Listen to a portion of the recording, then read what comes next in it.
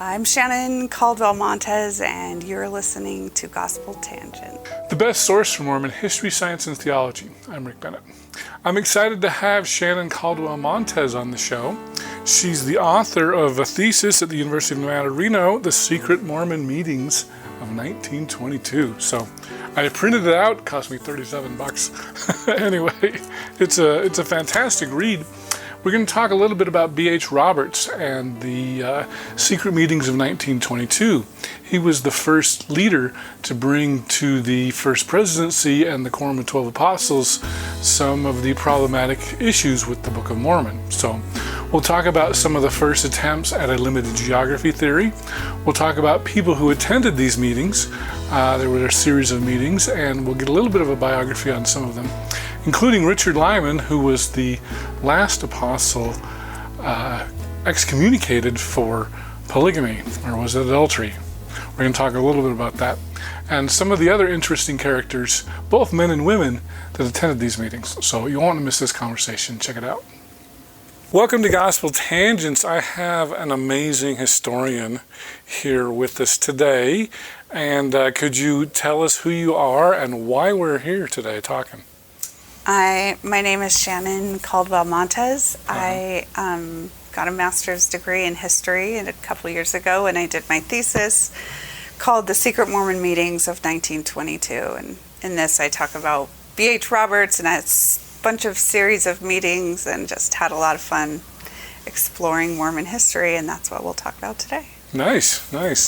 So I always like to get people's background. I know you went to Nevada, Reno. Where'd you get your bachelor's degree? University of Utah. Oh, a Utah man you are. Yeah, that's right. Well, good. I went to Utah too. Go red. Choose the red. That's what people need to know. So that's awesome. And you got your bachelor's in history as well? History, yeah. So you're just history through and through. I just, raised Mormon. I was like, I'm not going to really need this. I'll just do what I like. I'll have some fun going to college. And that's what I've done. I've just kind of gone to college to follow my interest more than pursue money and career. Well, I went for math and statistics, and this is my hobby, so. Yeah, that's probably better as a hobby. Well, cool. So what, I never majored in history. So what gave you this idea to talk about these secret 1922 meetings? Well, it was a process. I was originally going to be talking about, my proposal for my thesis was what happens when someone's foundational beliefs get challenged. And I had the Protestant Reformation. I had, all these ideas where basic beliefs get challenged, and then the religious views can kind of change based on that. So my idea originally was I knew these meetings had happened with B.H. Roberts and the general authorities, and I was hoping to look in their journals and see if I could see a before and after. I think I was a little naive, and I didn't anticipate the fact that these journals would be very hard to obtain. So after looking for a while and trying all of the avenues I could, I did find a couple of entries that were interesting to me that kind of indicated that there were more than just general authorities at some of these meetings. And I was able to then find, based on one of the general authorities' journals, other journal that had a bunch more names, and I was able to piece together this group of people. I call them Mormon intelligentsia, but they were experts in different scientific fields that could speak to archaeology and linguistics and all of these problems that B.H. Roberts was talking about in his papers. So it ended up being more an exploration of those than it was about any, a broader religious change. But my advisor I have to credit her. I said, I found out about these meetings. I don't know what to do with it. And she's like, you should explore this. And I was like, but she really helped direct me and point me to get this finished product, because I kept doubting myself all along. What if it's just some kind of book club and questions like that? But she's like, no, this is really important. And by the time I got there, she, obviously she knew what she was doing. And I was like, wow, it really is important. And I really love what I found. And it gives us a really cool snapshot of what Mormonism was like in the early, they got past the frontier stage, and then they were trying to figure out where to go to become more modern America, and this was their kind of like decision point. So that was a really great thing for me to study. Well, now you went to Nevada, Reno, right? Mm-hmm. Is that where you live now? Yes. Okay. Yeah. And so I've always wondered, Nevada's kind of in the Mountain West, but when you're doing religious history, is that like a normal thing to do outside of Utah? In Utah, everybody would be like, oh yeah, Mormon history, of course. Yeah. But how was it in Nevada? Well, it's a lot harder to access documents. I basically had to go to Utah to do all of my research. Uh-huh. But it was fun because not everyone had this, background knowing everything about Mormon history. So they were able to give me different perspectives that I'm not sure I would have had they been more familiar with it. So were your advisors were open to doing a thesis on Mormon history? Yeah, and some of them had religious, had studied religion in other contexts. It just wasn't necessarily Mormonism. Mm-hmm. But they were great, and I chose Reno because that's where I was living. It wasn't that that I have the best religious history degree. It was my kids were in high school, and I was like, let's do this. I want to go back to school, and so that's what I did. It had always been a dream to get a master's, so I decided to finally get it. So. I took a big break between my bachelor's and master's degree, so I think we have some parallels there. Yeah, 20 years or so. Yeah, I was 15 in between when I started it. So, well, interesting. So how did you find out about these secret meetings, first of all, in order to pick this as a topic? So I knew there were meetings just based on the book it's edited by Brigham Madsen. He, in late 1970s, actually, they had found B.H. Roberts' papers, and then they put them all together, added them, and put it into a book that was published in 1985. So you can go read these B.H. Roberts papers. It's called Studies of the Book of Mormon, and it's edited by Brigham Madsen. This was published in 1985. Unfortunately, 1985 was also a very big year with Mark Hoffman bombing, I think this got a little bit buried and besides, we didn't have the internet, we didn't have people just getting together to talk about all these things, so I don't think it got People weren't getting blown up. Yeah, well, once people got blown up, that everything kind of went that way, and nobody was looking at what these B.H. Roberts papers. They did make a splash, but I think I was really honestly surprised at how surprised people were about these meetings when I first started, when I talked about my thesis, and people were like, what is this? And I was like, well, we've known about this since 1985. But yeah, everyone was surprised and had kind of forgotten about this episode where B.H. Roberts had written these documents and presented it to the general authorities. And it's mentioned in that book, but I did want to know more about that. I was like, that's really interesting. I want more detail on that. And that book was about the papers more than these meetings. So I just was like, I want to know a little bit more about those meetings. And so that's what I went for. And so this is a little bit, it goes deeper in my thesis than it did in that book. And then I also go into depth about each person that I knew of that were in these meetings. So, that's what the thesis is. Well, very good. Okay, so the idea was, and I'm trying to remember how it was. I read this over the last 2 days really fast, so I didn't get to delve in there really deep. But the idea was B.H. Roberts had some questions about the authenticity of the Book of Mormon geography, that sort of a thing, and the story is he played a devil's advocate, And then there's Right. another question about, well, did he lose his testimony while doing this study? Can you answer those questions, or should we save that for later?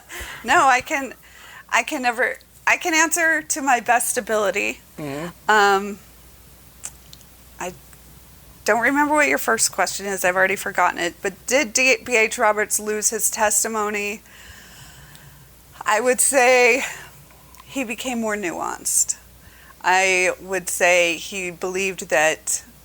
I think he did the journey a lot of us Mormons do. We go from a literal belief to a utility belief, where you think, whether or not this happened, I find value in it. I think that's where he ended up. I see when you look at his writings at the end of his life and the after these meetings, I'm saying they were a lot more generically Christian than they were specifically Mormon a lot of the time. So I think he was still Christian. I think he still believed that God and Jesus were important entities for us to be focused on. But as far as a literal belief in the Book of Mormon, I don't see how he could have had. I don't think he could believe this story as it had been presented. He knew that the geology, the geography, the linguistics, the archaeology, everything did not fit the Book of Mormon. And when you look at the papers he wrote, whether or not he was playing devil's advocate, there's facts in here that he's presenting, that he's asking the 12, how do we do this? How do we overcome these? Please help me get revelation from God. And they basically said, let's not talk about this again, and sent him off on a mission, and didn't want to talk. So Okay, so as early as 1922, is that when the first meeting was? Mm-hmm. It's because there was a series of 3 meetings, right? Right. And so the idea was B.H. Roberts had Actually, there's more than that. Okay, Sorry. Go ahead. There was 3 meetings with the general authorities. There were also at least 3 meetings with the intelligentsia.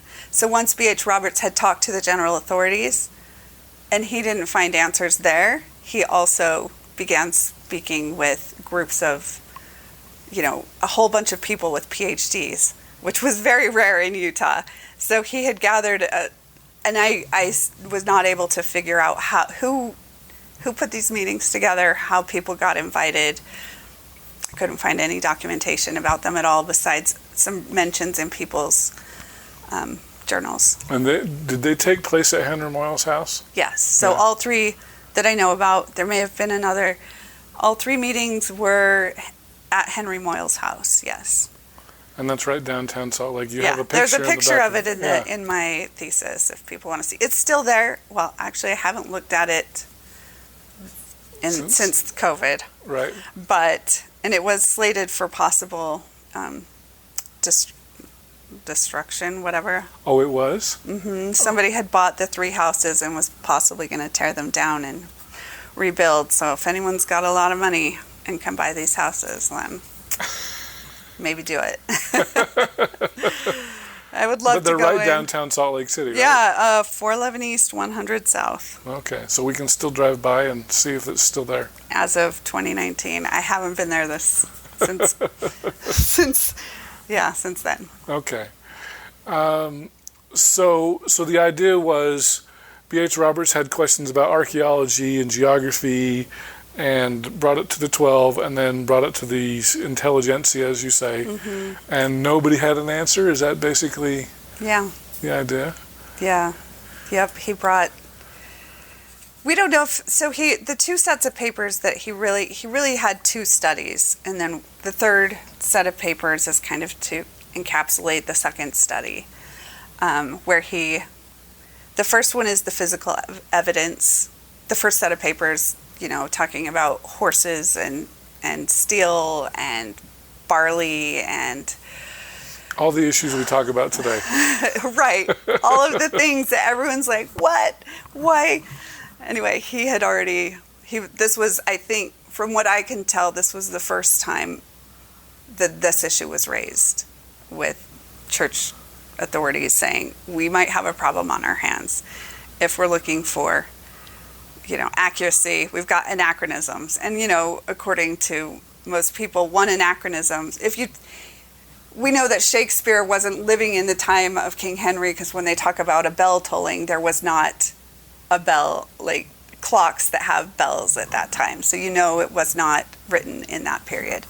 If we talk about Abraham Lincoln talking on a cell phone, we would know that somebody more modern was writing that, because you're writing something that only exists in modern times that didn't exist then, right? So anachronisms can be a real problem in historical documents, and he was realizing that this was going to be a real problem for the church.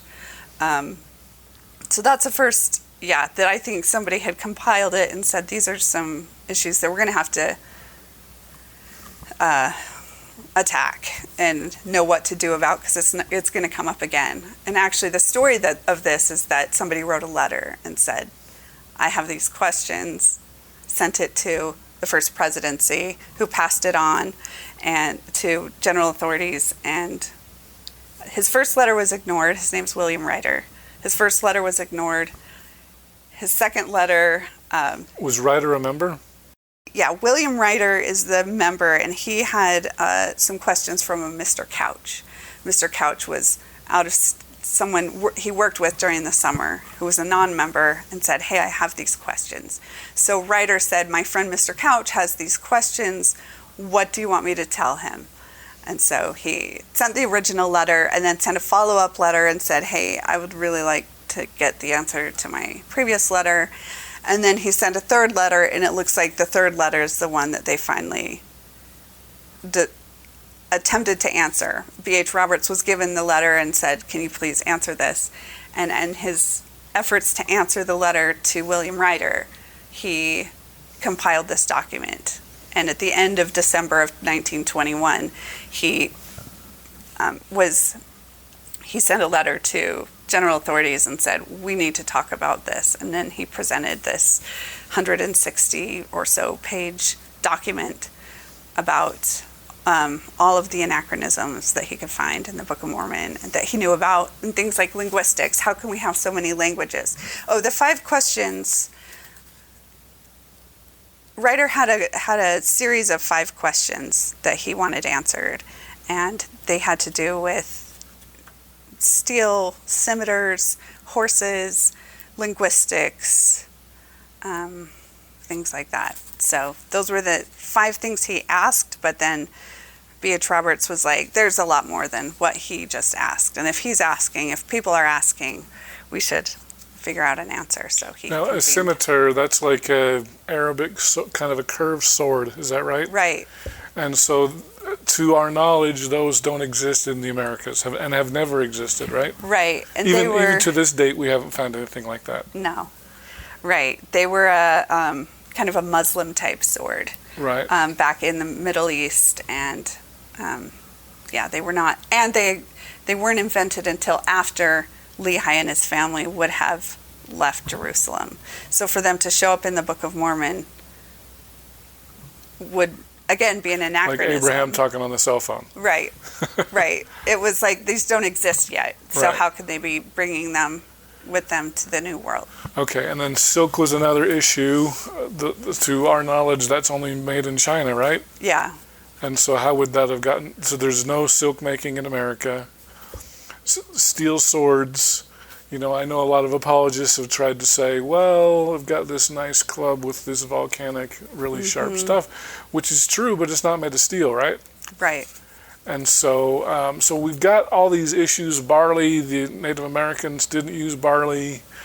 And then I think there was another issue about languages you had mentioned.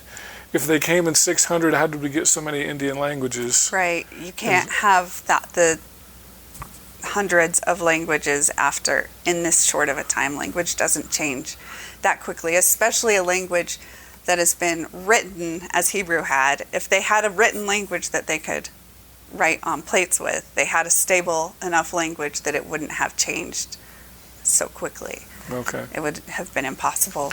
Now, I know the current scholarship on that, on the apologetic side, is that the Lehites were a small group and that all these other people were already here.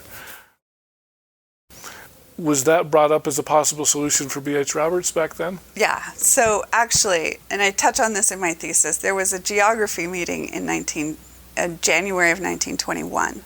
So they were creating the 1920 version. I don't know how the meeting was in 1921, but it's a 1920 version of the Book of Mormon.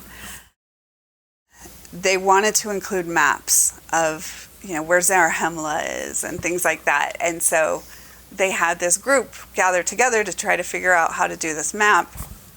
And over the course of this, and B.H. Roberts was in these meetings, these map meetings, they determined that there was no place that they could put the map, that, there's too many variables. But and one of the men in these intelligentsia meetings, his name's Willard Young. He's actually a son or grandson of Brigham Young. He was a map maker, and he was able to say, okay, if in this passage where they say they cross the thing in this amount of time, it can only be the maximum distance this can be is this. So he was able to kind of determine what kind of features would need to be there in order to place the map in that place. And So he created kind of an internal map? They were trying to. And at the end of these meetings, they were like, there is no place that we can put this. And somebody said maybe we could just say, it's in one small place. But there is because I believe it was Ivins, was it Anthony Ivins, that was he one of the first people to kind of propose a limited geography theory? Right. Because originally it was like North and South America, right? Right. And that's what everybody believed. The entire continent, Right. hemisphere. That's the hemispheric theory. Yeah, the narrow neck of land was like Panama. Mm-hmm. And so Willard Young was among the people who said these distances are too large. There's no way this is going to happen. And Anthony Ivins as well. You're right. You remind me of that. They were all trying to figure out how we can do this. But the limited geography theory was rejected because there is a revelation. Well, there's Joseph Smith is quoted as saying that they landed in a certain place in South America. In Chile. 30 degrees south latitude. That's right. Thank you. It said that it was in DNC 7, but I didn't see that in DNC 7. It wasn't in DNC 7. It was the DNC 7, if I'm remembering correctly, and again, I wrote this a couple years ago. Right. My memory is the worst, and that's why I'm a great historian, because I can remember nothing. But from what I remember, DNC 7 was on the other side of this paper, was on this same paper. So it was like, if we are going to say that Joseph Smith's revelations... Because DNC 7 is about John the Beloved never dying.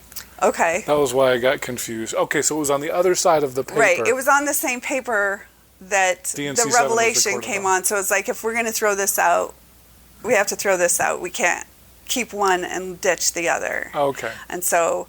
And he's saying maybe we can, but this is going to also be a problem because Joseph Smith himself believed this theory that all Native Americans are descended from the Lamanites. So, if the prophet says that, and if the prophet is the one that kind of saw this, how do we discount the prophet without discounting the Book of Mormon? So, and that's a question we still have. Now, I don't know. Recently, I had Jonathan Neville on. He's one of the Heartland theory proponents, and one of his, because I had mentioned that exact point to him. I didn't realize it was tied to a revelation. That's interesting. His contention was that it was written in the hand of Frederick G. Williams, I believe, and so he said, "Well, we don't necessarily. It's not clear that Joseph Smith said that." Right. Do you agree with that? That is what they were arguing in 1922. Okay. Well, if we're not going to take anything from his scribes, then should we throw out the whole DNC? Because DNC 7 was also written in Frederick G. Williams' handwriting. All of this, yeah. So it was like, if we're not going to take anything that his scribes have written in this, then we have, hardly anything left.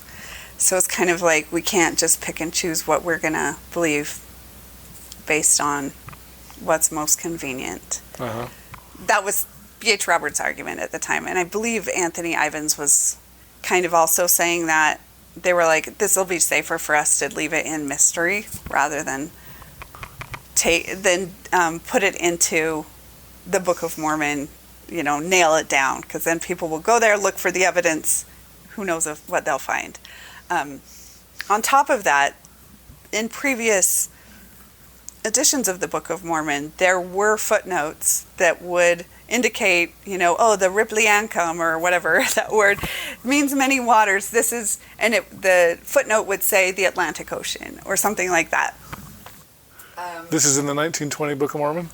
These were taken out in the 1920 Book of Mormon. They were taken out. So if you look in like a 1900 Book of Mormon, I don't remember what all issue years were, right. But if you look at previous editions before 1922 or 1920, they may have footnotes that refer, and I have this in an index in my thesis, like the footnotes that were removed. Yeah, I saw that. So they were a lot more indicating that it was a hemispheric theory, right? And they knew this, and people grew up believing this. It would kind of be like any of us, if the church suddenly changes a stance, you're like, wait, no, I mean, this is settled, right? And so was B.H. Roberts instrumental in getting rid of some of those footnotes and said, we really don't know that this is the Atlantic Ocean?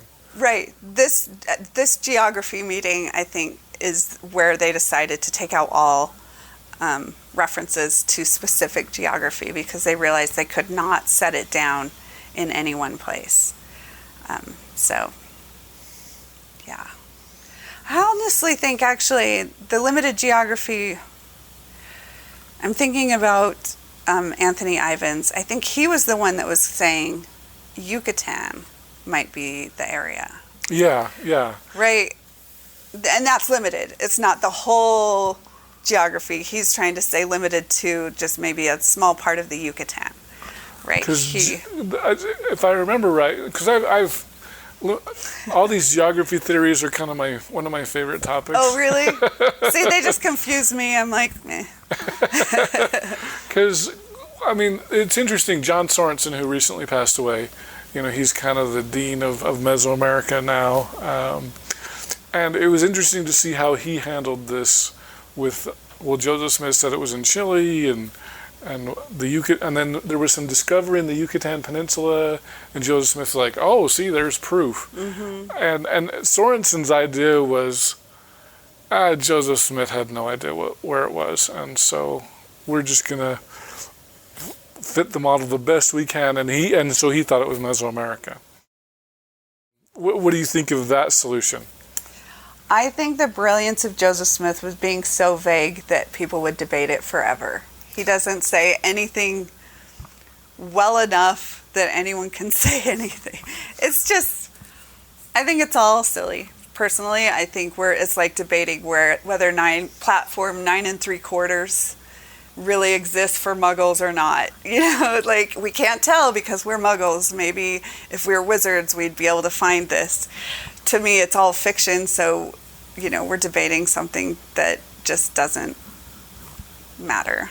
Okay. And I personally believe that B.H. Roberts also got to that point, because when he talks about, and I kind of started going there and then we got on a tangent, his second study was about where he could have found the material that would inspire him to write the Book of Mormon. He found different parallels in different books of his time and showed how he could have kind of gotten the Book of Mormon based on other things he was reading. So just kind of it was in the...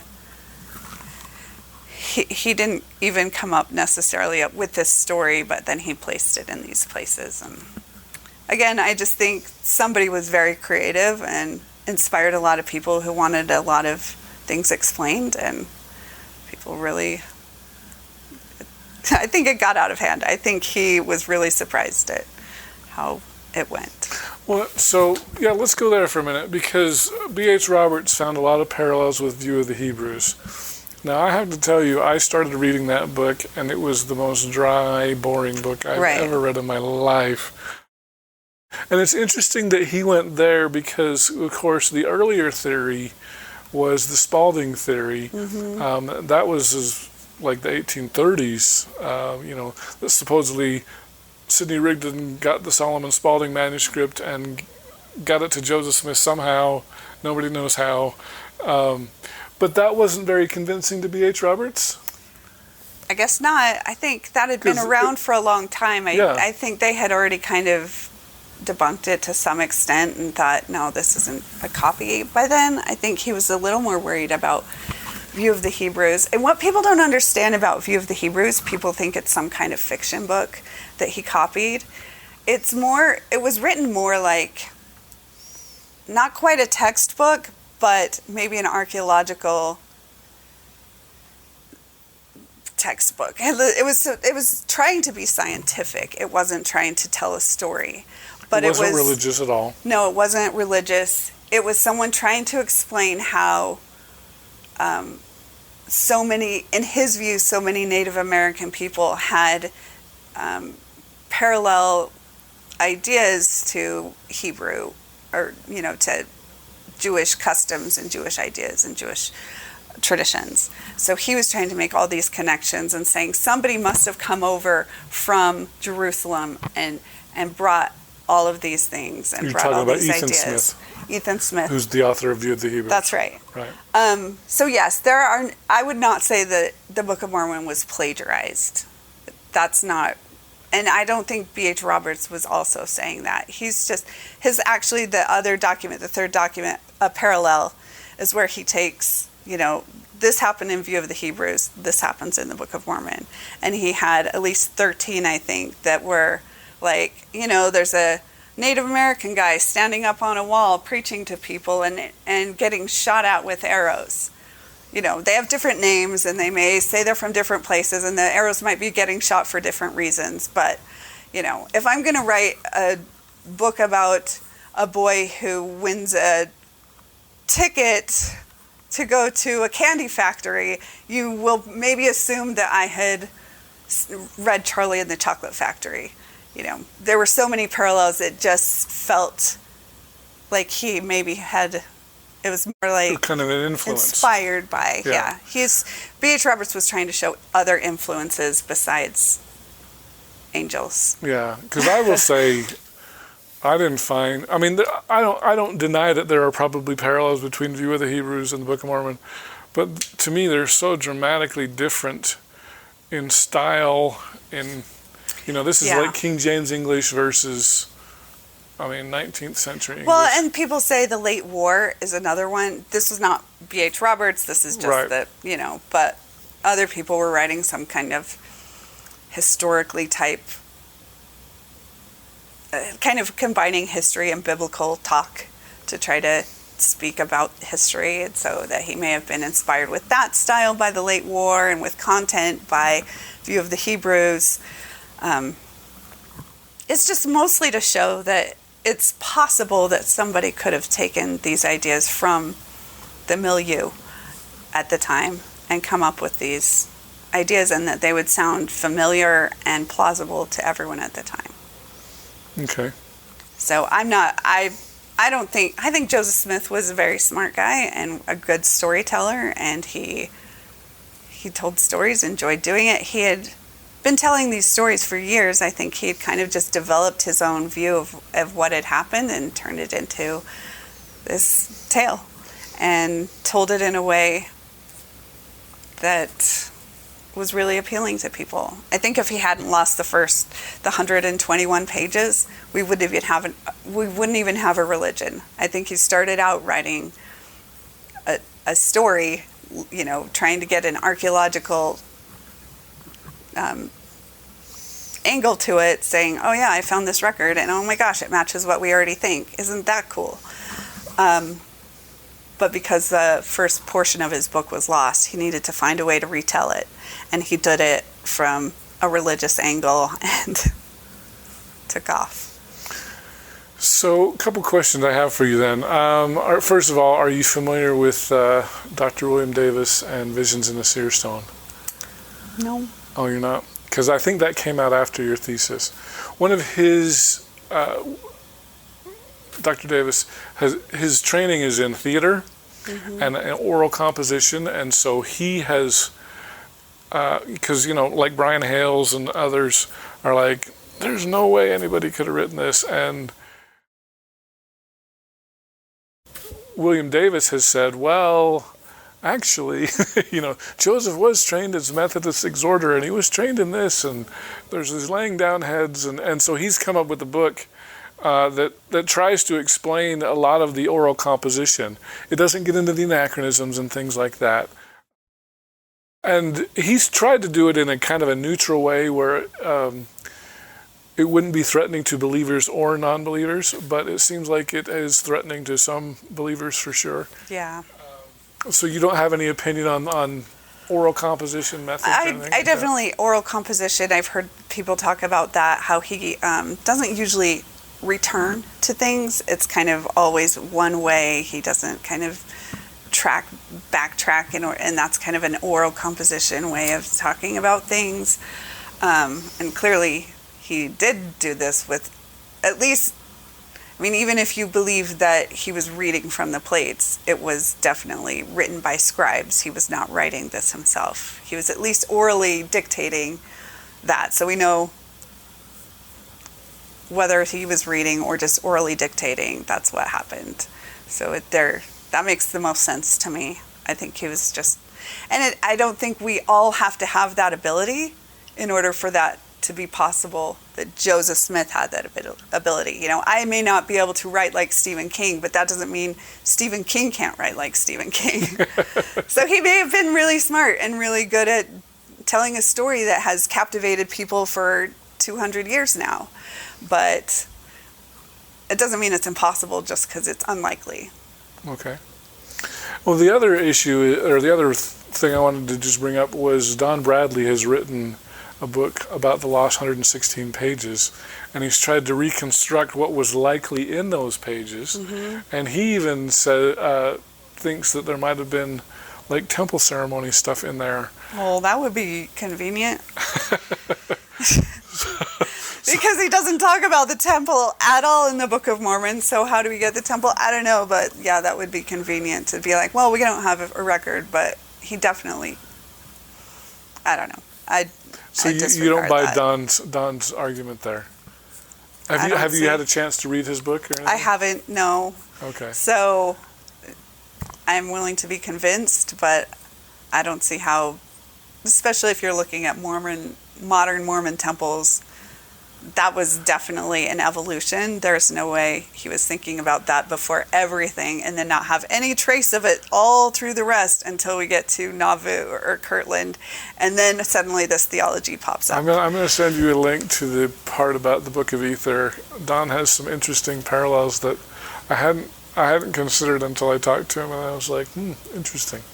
And are these things that maybe were added later because there were a lot of revisions that happened, and as time went on, he kept, being like adding things back. So are you looking at the first copy, or are you looking at later copies? Well, the story of Jared, where and the stones, that the finger of the Lord touches those stones.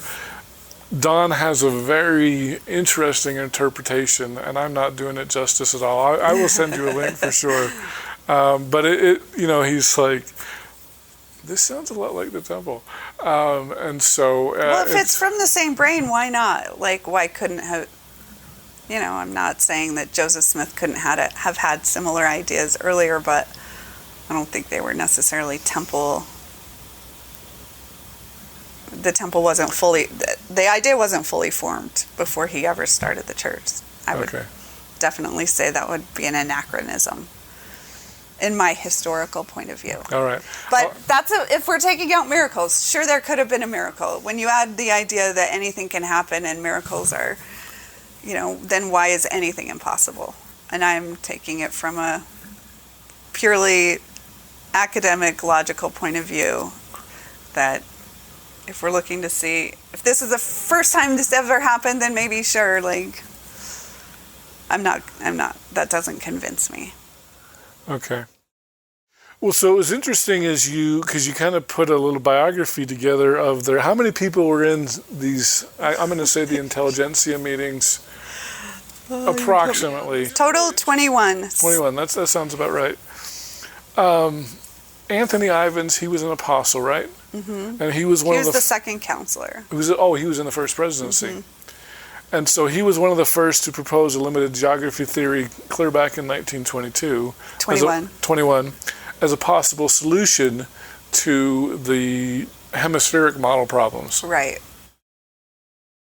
Was he more towards Yucatan Peninsula, do you remember? And so, okay. Yeah, the Yucatan. Do you have anything else to add about Anthony Ivins on that? No, just he loved that idea. But, well, I guess I could say a couple years or a few months later, he did give a general conference talk, even though he had an idea. He personally thought Yucatan was a possibility. He did give a conference talk that said, please don't try to nail this down anywhere. We can't know. It's supposed to be mysterious. So he himself was saying, don't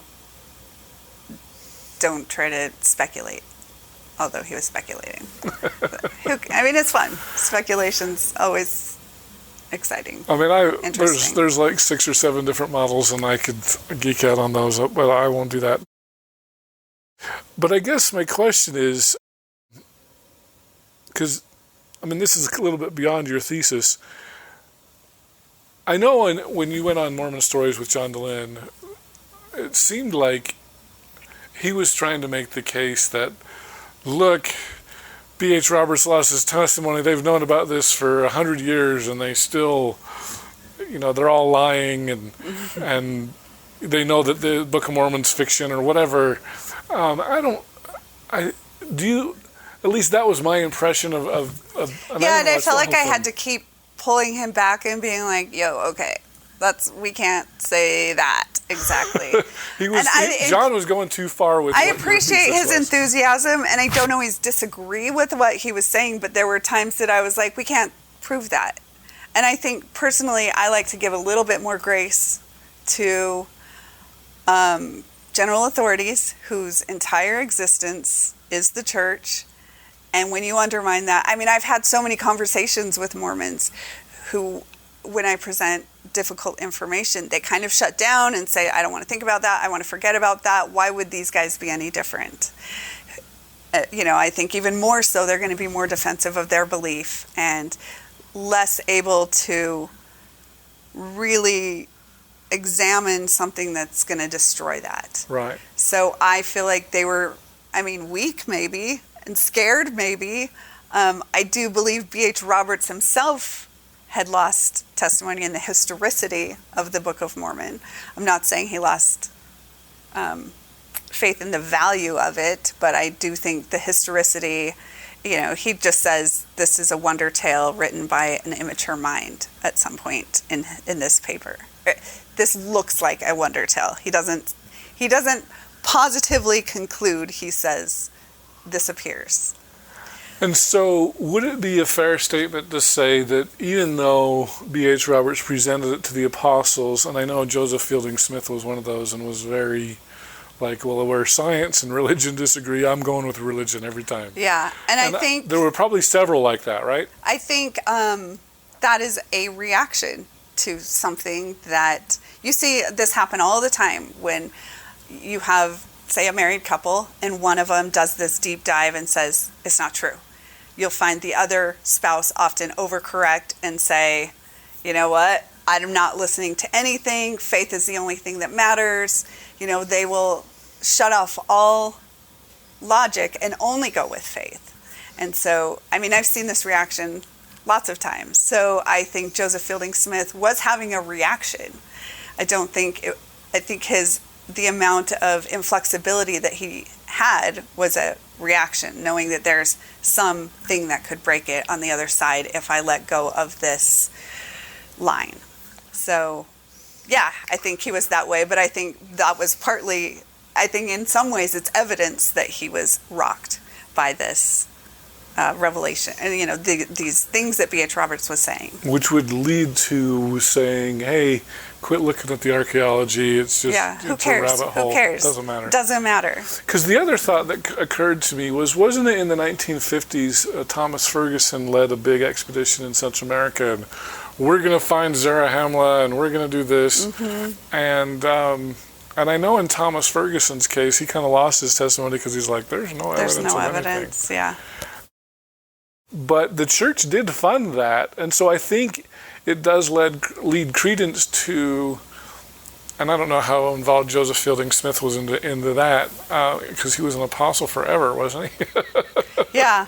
And several of them were, but it does lead to the idea that, I know B.H. Roberts has presented us with some difficult information, but here, Thomas, take some money and go find Zarahemla. Yeah, because there was still a reaction that, we still think the Book of Mormon is historical, mm-hmm. right? I think B.H. Roberts is wrong. Wouldn't it be nice if we could just make him wrong rather than our entire religion and our entire existence, right? So, yeah, of course they're going to hope that we can counteract what this troubling information is. So that doesn't surprise me that they would fund it.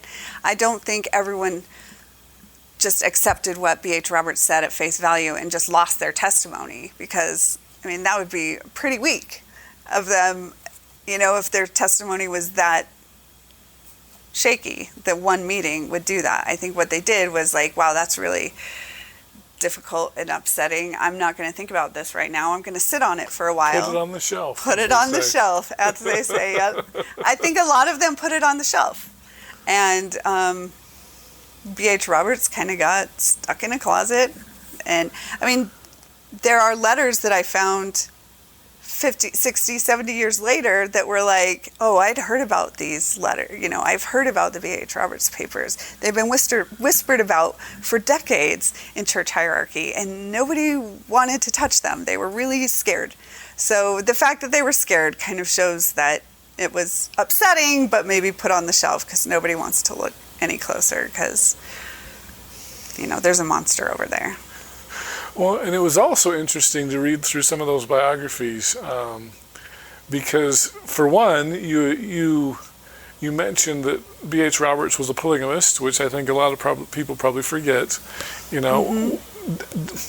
I'm trying to remember what years he lived approximately, but I believe you said that one of them was a Post-Manifesto marriage. At least, one of them for sure. The one that his favorite wife.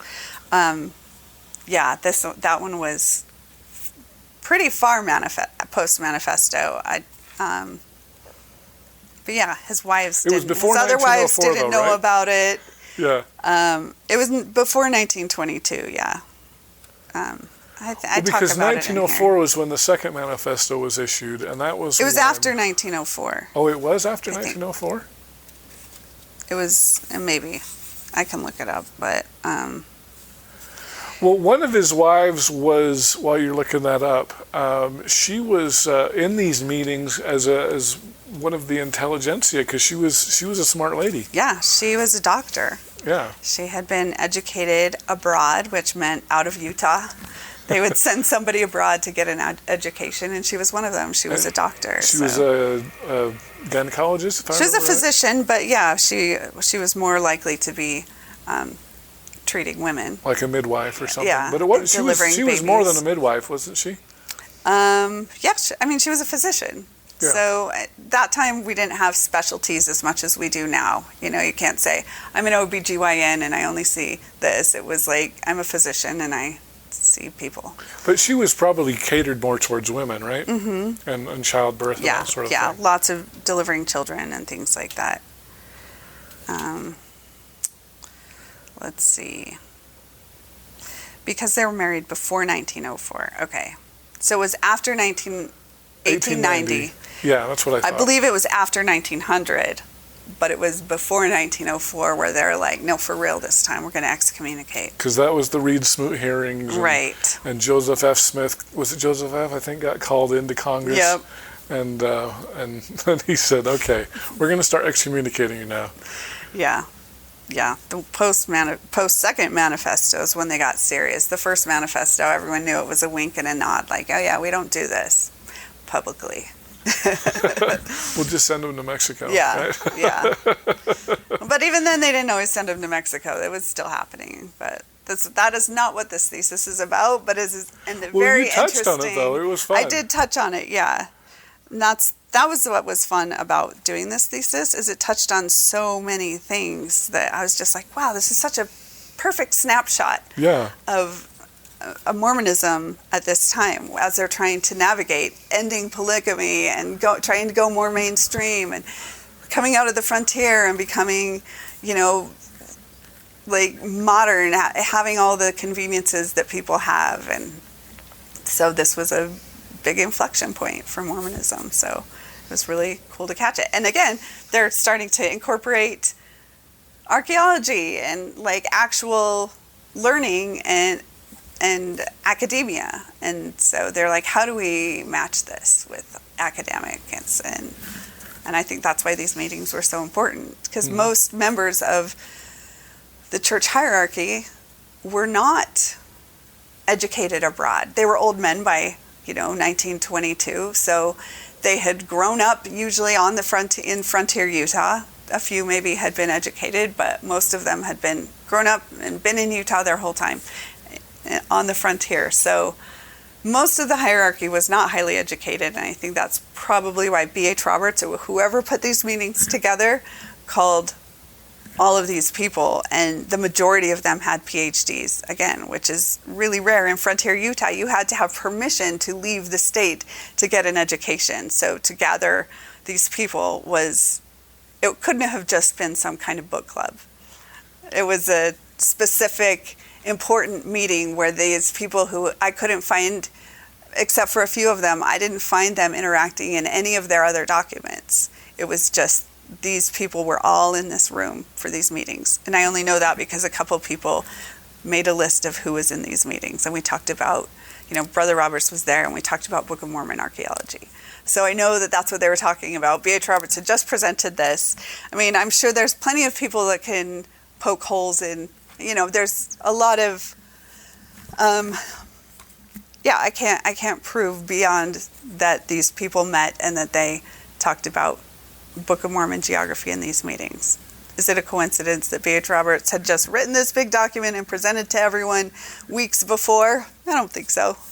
But if people are really trying to hold on to their testimony, they'll definitely make that argument. So I'm fine with that. I just wanted to present facts and show what I could and put as much information out there as possible and be as transparent as I could be. Well, and there were a couple other issues that I thought was really interesting. One of my favorite articles was by Casey Griffiths, which you referenced in there, and I'll just as a footnote, on the, I think there were two things. There was the Chicago experiment, where they were trying to send CES teachers to divinity school, and the University of Chicago was so liberal it was the only place that would actually accept Mormons.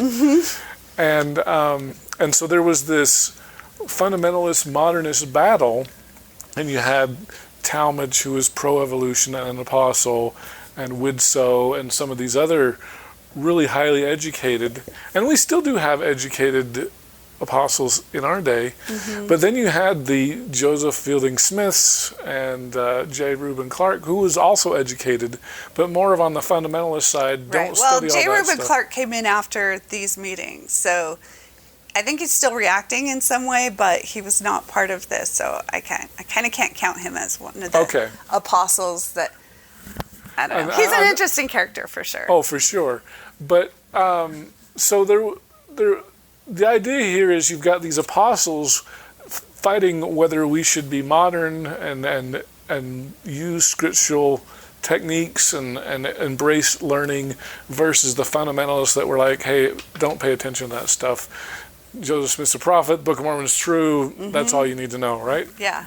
And so can you talk about, because I know you mentioned in the biography on James Talmage that Talmage was really quite pro-evolution.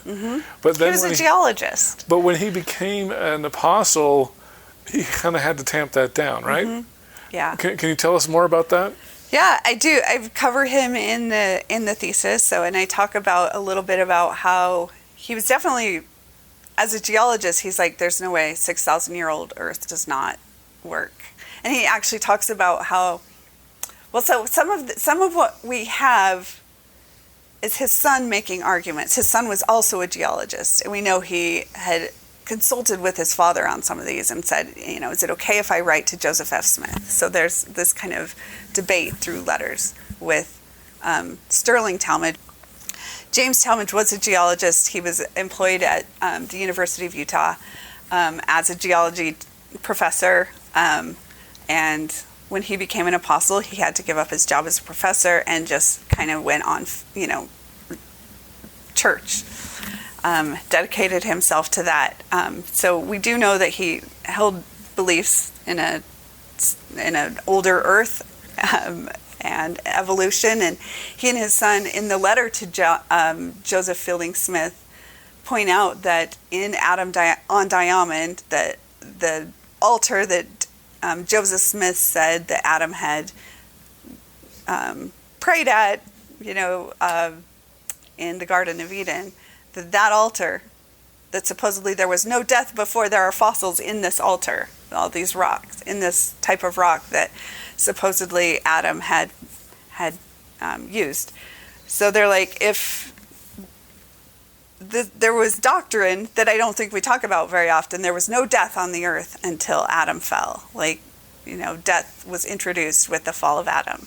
So how would there be fossils? Nothing died, no trees died, no animals died. Yeah. Right. How would there be fossils in the rock that was in the Garden of Eden? So he's like, we're going to have to fix some of what we can't completely ignore science in favor of faith. We really need to meld the two, because we can't have one or the other.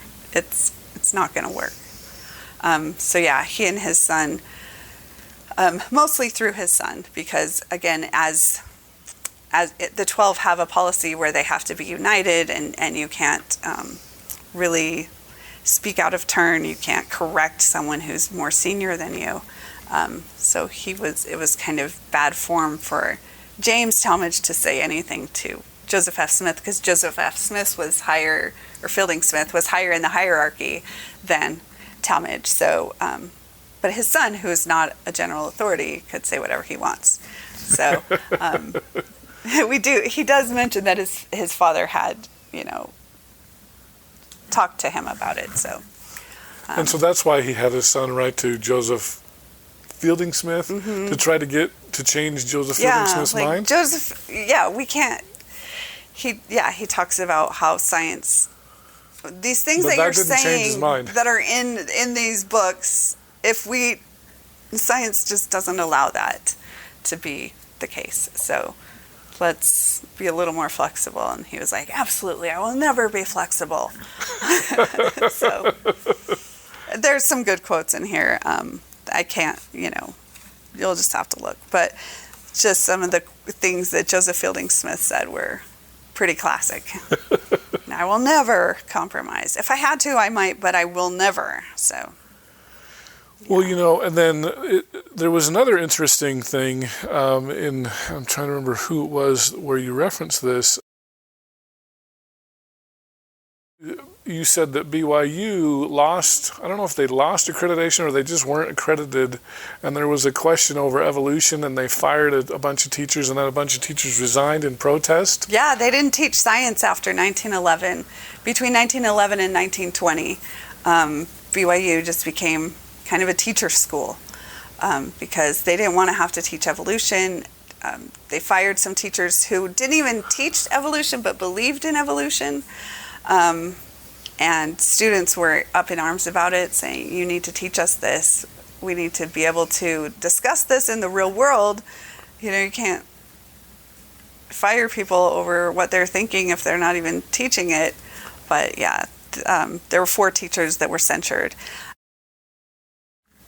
2 of them got fired. 2 of them promised never to write or teach evolution, and they got to keep their jobs. But it was a real uproar. And they, just didn't teach science for a decade.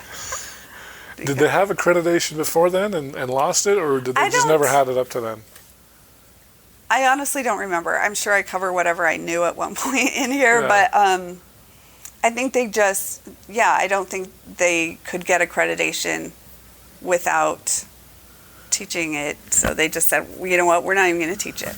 We're going to drop that subject. And then so I'm trying to remember which prophet it was, but one of them put a new president at BYU and said, well, we've got to hire more PhDs. I remember. Yeah, this is the chapter about Franklin Stewart Harris. Okay. He was the president of BYU. So that chapter, I really go into the whole academic freedom debate that happened. Franklin Stewart Harris was the president of BYU. He had just become the president of BYU in 1920. And so he was new to this, but he was like, we're going to be a real university. We're going to get national accreditation, and we're going to have, I think they had 2 professors with PhDs at that point. I thought it was one, and Utah had 23. Wow. That's right. They had 1, Utah had 24, and so Harris was really trying to get a whole bunch more on board. And he had done, half a dozen at least in the couple years. He was really trying to recruit PhDs. And said, we're going to actually teach evolution, right? Yeah, and said... Because you had to do that in order to get accredited. Yeah, you had to have science that was fact-based, not faith-based, right? So he's like, we'll teach what science says. We're going to be a real university and teach what a real university teaches and have science and facts in our science classes. So he was really about the academics, and he was hoping to make BYU one of the best universities in the nation. And that was his hope, and that was his plan, and he kind of did. Some people would say under his leadership, it was kind of the golden age for BYU of academic freedom and things like that. So I believe that was under Heber J. Grant. Do you remember who the prophet was? Heber J. Grant was the prophet at least that hired him and was for a while. Heber J. Grant got a little more open to education, and then within a decade kind of started getting hesitant and pulling back. So. And then Harris ended up leaving and going to Utah State, if I remember right. Does that sound right? Yeah. Once he felt like the board of directors was really trying to control everything and shut down academic pursuits. It got really heavy there for a while, and he was like, you know what, I'm going to Utah State. So this whole issue of academic freedom has been a problem for a century? It crops up every 25, 30 years. They'll slam it down, and people will be like, this is terrible, and people will get afraid to talk and not say anything. And so even the ones that work there, they kind of get quieter and be more, in line with faith, but then it doesn't last forever. And then it's just this pendulum that keeps swinging back and forth at BYU. And that's kind of what I cover a little bit. Just the presidency of Franklin Harris started out on one end of the pendulum. He swung it as far as he could to the other side, and then they tried to push it back, and he was like, I'm out. So that's a fun little journey that we go on there. I hope you enjoyed our conversation with Shannon Caldwell Montez. In our next conversation, we're going to talk about Richard Lyman, the apostle who was excommunicated for polygamy, or was it adultery? When they broke in, they were like, oh. They were in bed together. It's an apostle. Yeah. And I think he was at least wearing his garments. He was taken outside in just his garments in November in Utah. So, if the humiliation wasn't enough, it would have also been very cold. And, it's kind of surprising because, given that he was wearing this sacred garments that people aren't supposed to be seen in, that, they would be taking him outside, not giving him a robe, not covering him up. If you like what we're doing here on Gospel Tangents, please become a paid subscriber at gospeltangents.com or patreon.com/gospeltangents. We've got full transcripts on our website at gospeltangents.com. And if you'd like to check out some of our other conversations, click over here. Thanks.